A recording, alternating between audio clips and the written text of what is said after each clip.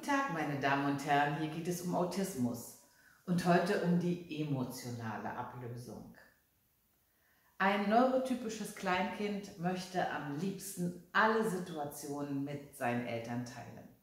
Im Bett der Eltern schlafen, mit ihnen zusammen in der Badewanne sitzen und wenn das Kind auf der Toilette ist, möchte es am allerliebsten, dass die Eltern dabei sind. Der Motor für den emotionalen Ablöseprozess ist wiederum der Heranwachsende. Das heißt, das Kind entscheidet irgendwann, ich möchte alleine baden. Ich möchte, dass ihr weggeht, wenn ich auf der Toilette bin. Ich möchte nicht mehr bei euch im Bett schlafen. Dieser Ablöseprozess findet natürlich stufenweise, sukzessive, ganz langsam statt. Am Anfang badet das Kind gerne mit den Eltern zusammen, später badet es alleine und ruft zum Schluss, ein Handtuch, bitte abtrocknen. Irgendwann ruft es auch das nicht mehr und noch später ist die Tür verriegelt. Das Kind möchte irgendwann nicht mehr im Bett der Eltern schlafen, aber auch nicht mehr am Sonntagmorgen kuscheln kommen. Diese Entwicklungsprozesse müssen Eltern in aller Regel gar nicht steuern, weil das Kind ganz alleine sein Tempo kennt und sich löst. Einige Heranwachsende im Autismus-Spektrum können diese Motorfunktion nicht wahrnehmen. Und jetzt kommt es zu einem erstaunlichen Ergebnis. Wenn die Heranwachsenden ihre Grenze nicht zeigen, verharren die Eltern in Verhaltensweisen, die nicht mehr entwicklungsgerecht sind und sogar Entwicklungsprozesse behindern können. Das heißt, manche Eltern von Heranwachsenden im Autismus-Spektrum schlafen auch mit ihnen noch in einem Bett, wenn sie erwachsen sind. Manche Mütter oder Väter im Autismus-Spektrum duschen ihre Söhne und Töchter, auch wenn sie es eigentlich schon alleine könnten. Oder putzen ihnen auf der Straße die Nase, obwohl sie eigentlich alleine ein Taschentuch benutzen könnten. Wenn man einen neurotypischen Jugendlichen hat als Mutter oder Vater und man käme auf die Idee, dem auf der Straße die Nase zu putzen, ich glaube, der Jugendliche würde lange Zeit nicht mehr mit Mama und Papa auf der Straße zusammen sein wollen.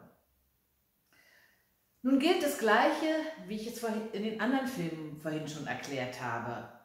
Wenn der Heranwachsende die Motorfunktion nicht wahrnehmen kann, müssen die Eltern beide Rollen spielen. Das heißt, sie müssen nun auch noch den emotionalen Ablöseprozess forcieren und unterstützen und aus der Elternperspektive begleiten. Das heißt, sie müssen sich gut überlegen, besteht die Möglichkeit, dass mein Sohn oder meine Tochter alleine in einem Bett schläft? Besteht die Möglichkeit, dass mein Sohn oder meine Tochter alleine duscht, sich alleine abtrocknet, sich alleine die Nase putzt, sich alleine die Zähne putzt?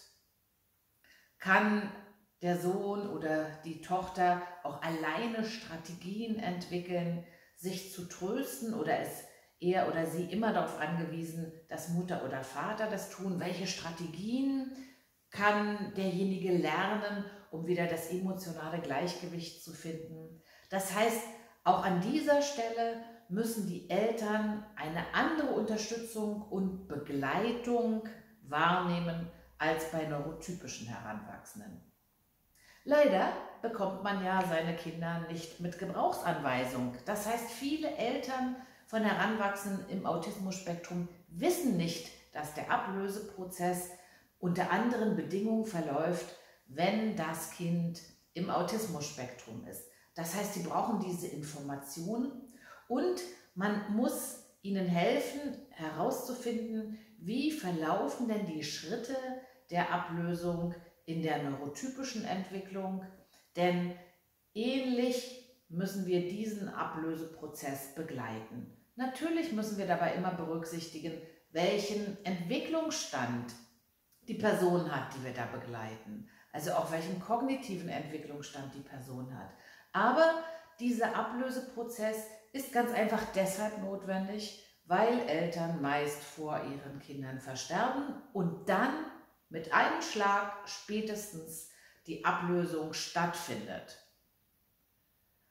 Damit das kein traumatisches Ereignis wird für denjenigen, der sich ablösen muss, lohnt es sich also, den systematisch, kleinschrittig zu gestalten und zu begleiten.